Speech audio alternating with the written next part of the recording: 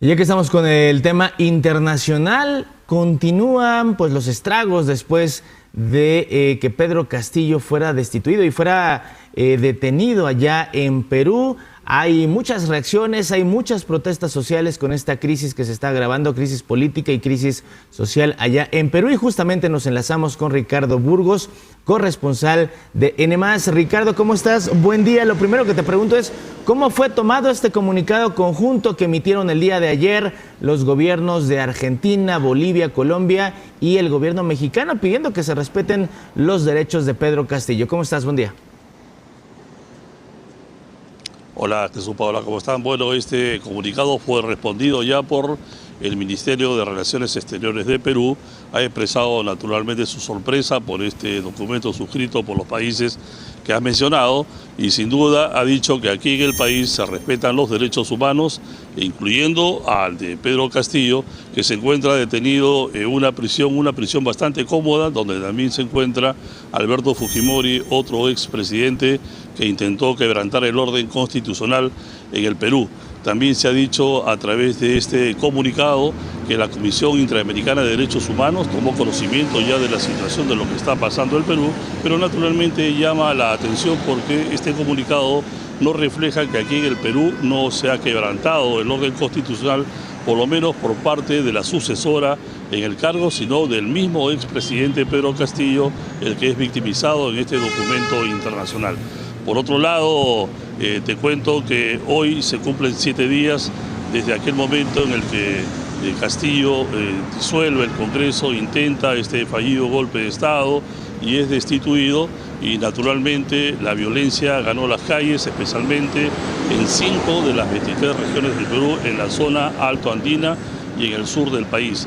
Los números duros de esta crisis reflejan que hay 7 muertos, también 119 policías heridos, 50 manifestantes también heridos, 23 periodistas agredidos, 3 medios de comunicación en Lima atacados por turbas violentas, los canales 4, 5 y la televisora y radio Exitosa. Se ha suspendido también la venta de 1 millón de pasajes terrestres y se han suspendido adicionalmente los vuelos aéreos a 2 lugares emblemáticos del turismo en Perú, como son Arequipa y el Cusco.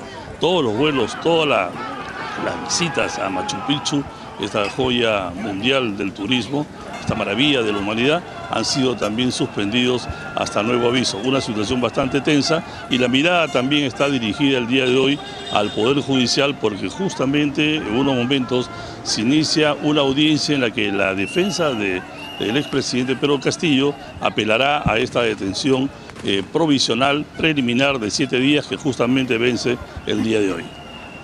Sí. Ricardo, qué gusto saludarte esta mañana.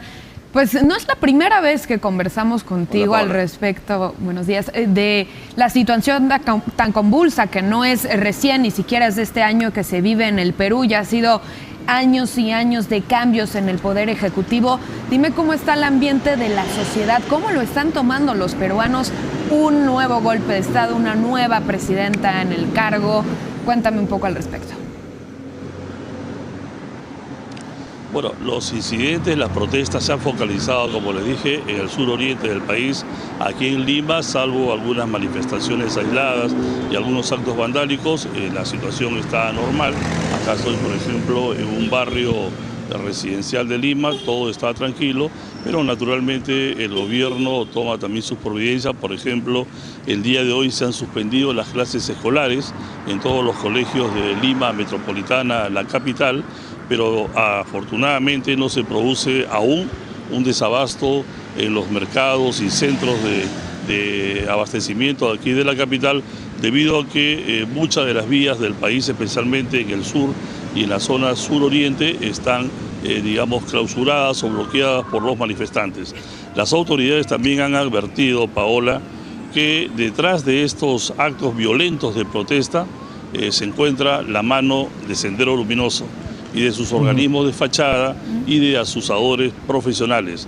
Naturalmente, el gobierno ha insistido, la protesta pacífica es bienvenida, todo el mundo tiene derecho a protestar, pero lo que está ocurriendo en estos momentos en Perú, en estas regiones, son actos vandálicos.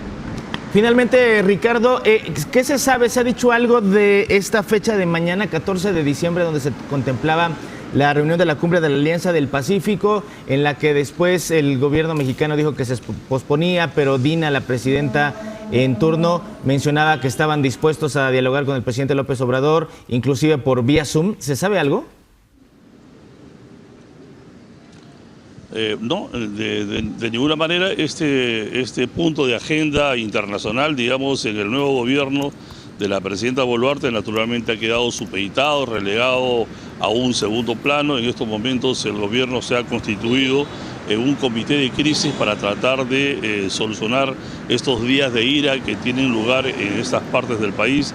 Incluso se está fijando que muchos ministros viajen al interior del país para conversar con la población y evitar, digamos, que la violencia siga sumando en el país. Por lo tanto, el tema internacional, el tema de la presidencia tempore queda de momento postergada.